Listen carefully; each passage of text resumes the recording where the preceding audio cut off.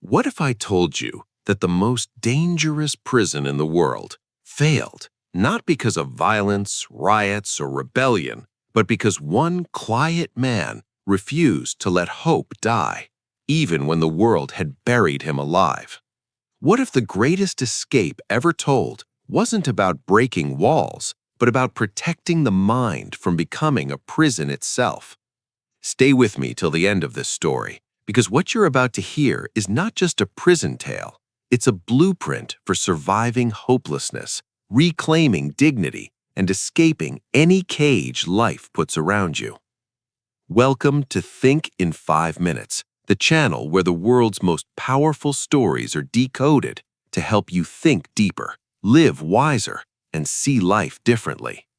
If you're someone who has ever felt stuck, misunderstood, falsely judged, or trapped in a situation that feels impossible to escape, then this story is for you. And if you believe that hope is fragile, that time eventually crushes everyone, then this story might completely change your mind. Before we begin, take a moment to subscribe and join a growing community that believes knowledge, stories, and ideas can quietly transform lives. The story we're exploring today comes from Rita Hayworth and Shawshank Redemption by Rita Hayworth, a writer best known for horror, yet here delivering one of the most inspiring narratives ever written, later adapted into the legendary film The Shawshank Redemption. But beneath the prison walls, beyond the courtroom injustice, lies a story that speaks directly to the human soul. Andy Dufresne is not loud. He is not aggressive. He is not the kind of man you expect to survive a brutal place like Shawshank State Penitentiary. A banker by profession, Andy is wrongfully convicted of murdering his wife and her lover and sentenced to 2 life terms in one of the harshest prisons imaginable. From the very first moment he steps inside Shawshank, the system tries to strip him of his identity, his dignity, and most importantly, his hope. The prison thrives on breaking men slowly, teaching them that resistance is pointless and dreams are dangerous.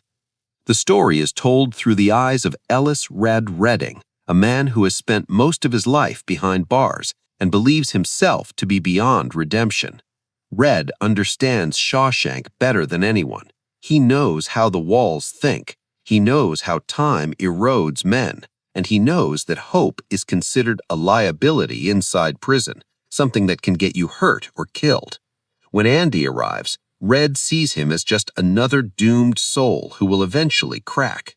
But Andy doesn't crack. He adapts, not by surrendering, but by quietly preserving something rare and powerful: inner freedom. Here's where the story begins to whisper its first profound truth. Shawshank can lock your body, but only you decide whether it locks your mind. Andy refuses to let the prison define who he is. He carries himself with calm dignity, speaks softly, and observes carefully. He uses his intelligence not to dominate, but to survive. Over time, he earns the respect of guards by helping them with financial matters, slowly positioning himself in a space where his mind becomes valuable even in a corrupt system. One of the haunting symbols in the story is the poster of Rita Hayworth, later replaced by other glamorous actresses, hanging on Andy's prison wall. To the guards and inmates, it's just decoration, a harmless fantasy. But behind that poster lies a secret that takes decades to reveal. Andy has been digging a tunnel, not in days or months, but over years of patience, discipline, and belief. This tunnel is not just an escape route. It's a metaphor for hope itself, quiet, invisible, ridiculed by others, but relentless. This is where the story tightens its grip. Andy understands something most people never do. Real freedom is built slowly, brick by brick, decision by decision. While others waste time surrendering to routine, Andy invests in purpose. He builds a prison library from almost nothing, writes letters week after week until the system gives in, and educates fellow inmates, giving them something Shawshank was designed to erase: self-worth. In a place built to dehumanize, Andy restores humanity. Meanwhile, the corruption of the prison grows darker. The warden, Samuel Norton, hides behind religion while exploiting inmates for illegal profit. The guards abuse power. Justice becomes a joke. And Andy, despite knowing the truth could cost him everything, chooses integrity over safety. Even when his innocence is within reach, the system buries it to protect itself.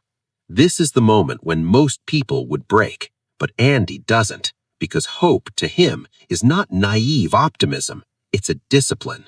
Red, watching all this, begins to change. He starts as a man who believes he deserves his chains. Years of imprisonment have institutionalized him, making freedom terrifying. But Andy plants a seed in Red's mind, a dangerous idea in Shawshank, the idea that life could exist beyond the walls, that redemption is not about what you did, but about who you choose to become next. Then comes the moment that redefines everything. Andy escapes, not impulsively, not dramatically, but methodically, through years of suffering, crawling through darkness, sewage and despair, emerging cleansed by rain on the other side. His escape is not just physical, it's philosophical. It proves that systems built on corruption eventually collapse under patience and truth.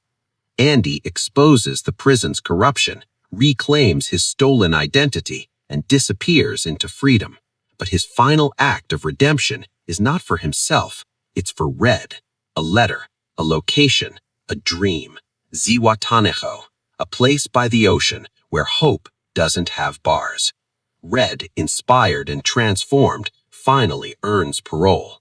Standing outside Shawshank, overwhelmed by a world that feels foreign, Red faces the ultimate choice: return to fear or walk towards hope. And this is where the story delivers its final truth. Hope is not something you wait for, it's something you choose, even when it scares you. Red chooses hope, and in doing so, he chooses life. Rita Hayworth and Shawshank Redemption is not just about prison, it's about every moment you feel trapped by circumstance, judged by others, or buried by time. It reminds us that resilience doesn't roar, it whispers, that freedom begins in the mind long before it appears in reality, and that even in the darkest places, hope, if protected, can become unstoppable. If this story moved you, challenged you, or made you see life differently, make sure to like this video, subscribe to Think in 5 Minutes, and share it with someone who might need hope today. Remember, walls don't imprison us, giving up does. Until next time, keep thinking.